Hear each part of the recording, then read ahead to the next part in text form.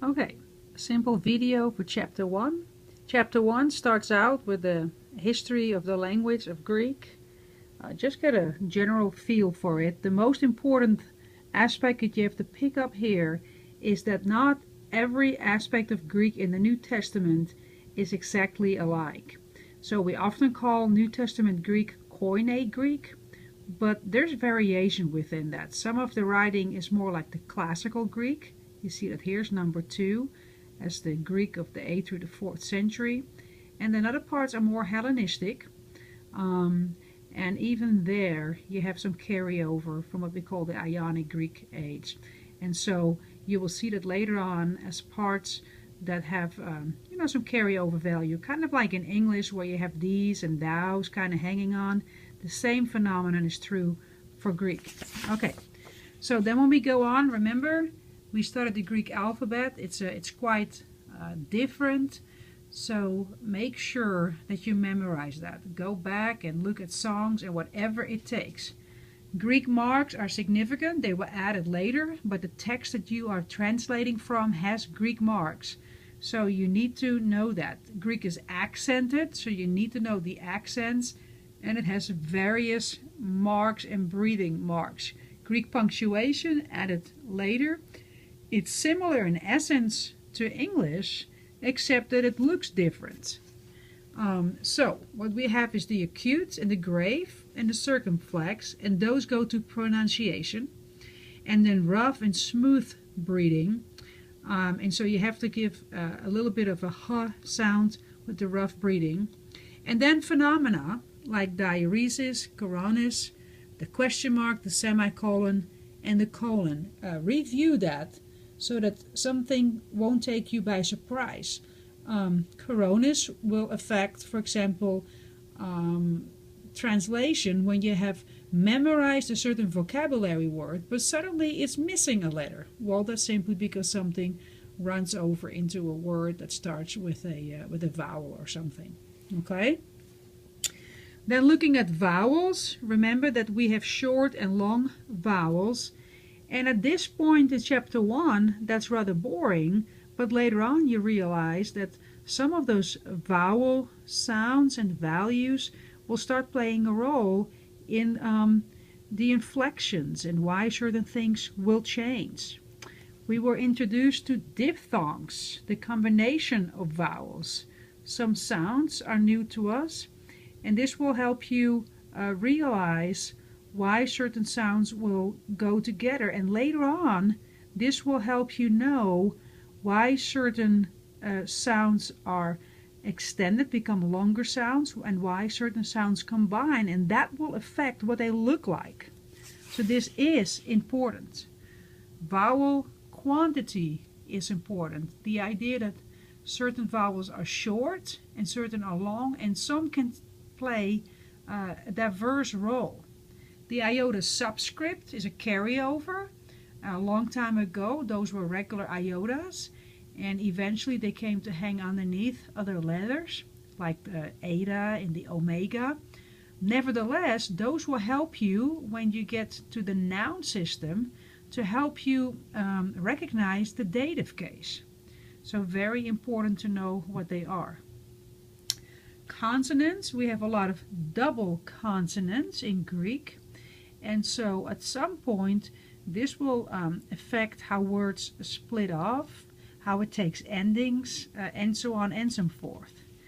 Some particular sounds, some nasal sounds are introduced to us, and later on you will realize that leads to a different kind of behavior. Some consonants will become unstable because they don't like to stay together when words are inflected. Here are some of those gamma combination, of which the double gamma, like angelos, is most well known. Breathing marks, we will see those, of course. Some exceptions are noted. An initial rho or upsilon always receives rough breathing. And then notice some other ways that the breathing mark is written and how you will recognize that. Okay?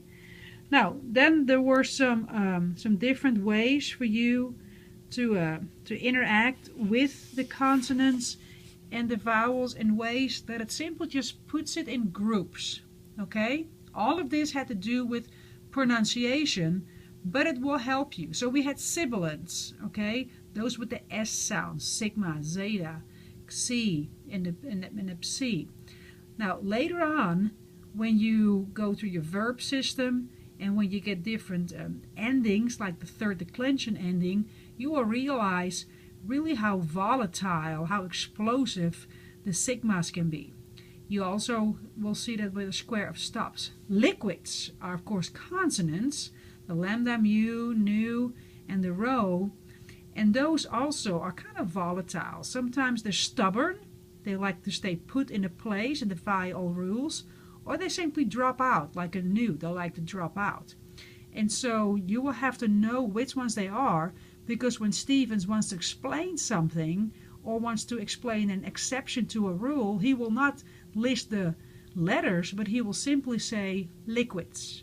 So you have to go back and memorize these. Then the square of stops, this simply explains how certain letters, certain consonants react and interact, especially later on when they interact with sigmas. So be sure to memorize this square.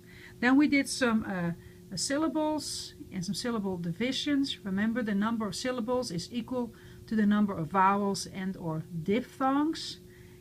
And we learned that only the last three positions have names: ultima, penult, and antepenult. So it's very possible that you only have a word consisting of an ultima or of a penult and ultima. If it has more than just three, we only still name the last three.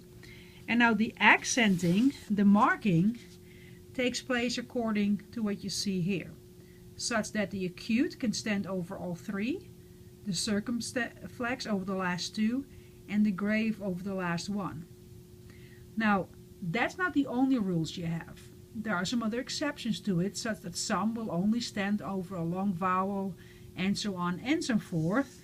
So there are some specific rules, and you can read that here. And all that has to do with is what mark can stand where.